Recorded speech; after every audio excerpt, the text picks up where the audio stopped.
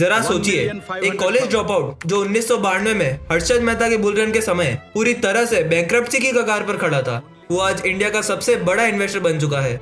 इतना ही नहीं, बीएससी की गलियों में इनकी मुलाकात राकेश झुनझुनवाला से हुई और वहां से शुरू हुई दलाल स्ट्रीट की सबसे आइकॉनिक दोस्ती। जिस राकेश झुनझुनवाला को दुनिया बिग बुल के नाम से बुलाती है, ये इंसान उनका भी गुरु है।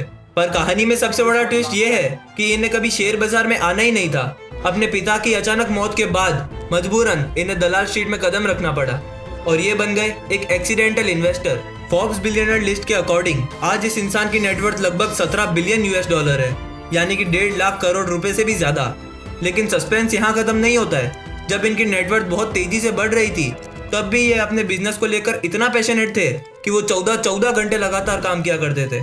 खुद एक आम इंसान की तरह अपनी फिएट ऊनो कार में पूरा मुंबई घूम घूम कर अपने स्टोर्स के लिए लोकेशन ढूंढा करते थे और जमीनी तौर पर काम करते थे। 1000 करोड़ से ज्यादा की नेटवर्थ के बावजूद भी वो अपने डीमार्ट स्टोर्स में एक आम एम्प्लॉय की तरह बॉक्सेस भी उठाते थे, जो उनके पैशन को दिखाता है। आज हम डिकोड करेंगे राधा किशन दमानी यानी मिस्टर व्हाइट एंड व्हाइट की कहानी। हम जानेंगे कि कैसे इस मारवाड़ी लेजेंड की जिंदगी और उनके रूल्स आपको भी एक बेहतरीन इन्वेस्टर बना सकते हैं। कहानी का एक भी सेकंड मिस मत करिएगा, क्योंकि असली मैजिक डिटेल्स में ही छुपा है। मार्च 1954 एक पारंपरिक मारवाड़ी परिवार में जन्म हुआ राधा किशन दमानी का। इनके पिता शिव किशन जी दमानी दलाल स्ट्रीट पर एक स्टॉक ब्रोकर थे। घर में फाइनेंस की बातें हुआ करती थी, लेकिन दमानी जी को पढ़ाई या शेयर बाजार दोनों में से किसी में खास इंटरेस्ट नहीं था। मुंबई यूनिवर्सिटी से कॉमर्स की पढ़ाई शुरू की, लेकिन सिर्फ 1 साल बाद कॉलेज छोड़ दिया और बन गए ड्रॉप आउट। उन्होंने अपना एक छोटा सा बॉल बियरिंग का बिजनेस भी शुरू किया।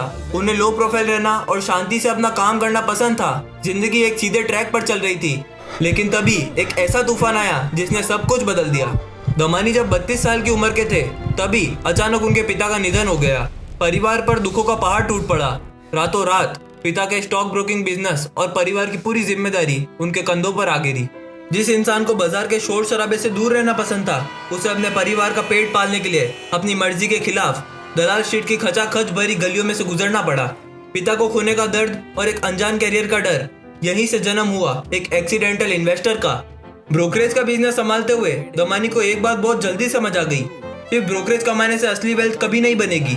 बड़ा पैसा बनाना है तो खुद ट्रेडिंग करनी होगी। उस समय बीएससी पर मनु मानिक का राज हुआ करता था, जिन्हें ब्लैक कोबरा भी कहा जाता था। वो एक खूंखार शॉर्ट सेलर थे, जिन्होंने हर्षद मेहता के खिलाफ शॉर्ट सेलिंग शुरू की थी।